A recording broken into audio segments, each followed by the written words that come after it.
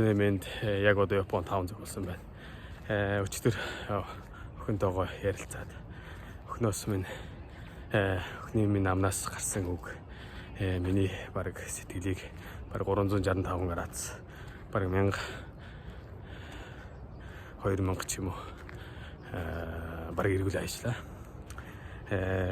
Энийг бас яг уу сонсоод бас та ядчихсэндээ зүрх сэтгэл чинь бас хитрхи их одоо шаналгаатай хитрхи их зовлонтой ч юм уу тиймэрхүү мэдрэмжтэй байгаа бол нэг психологийн үүднээс ярих гэж бодоод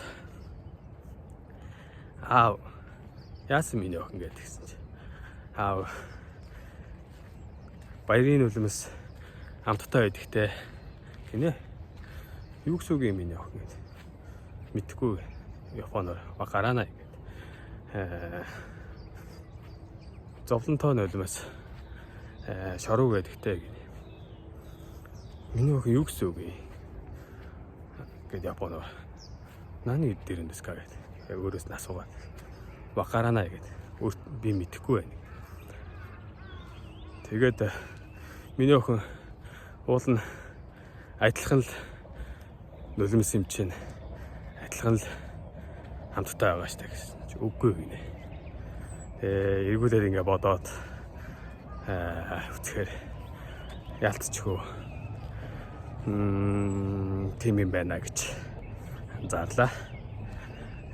Тэгээд хэдүүлээ үргэлж одоо баярын үлэмстэй байлгахын тулд зүрх сэтгэлээ дагах хэрэгтэй. Тархин дотор 1000 2000 ширхэг 3000 ширхэг өглөөж хавганцууд тэнд байхад тэр их анзаарах биш. Өөрийгөө харж байгаа юм шиг хараад тэндээс хэрэгтэйг нь аваад хэрэггүйг нь аваад явахгүй болохгүй байна гэж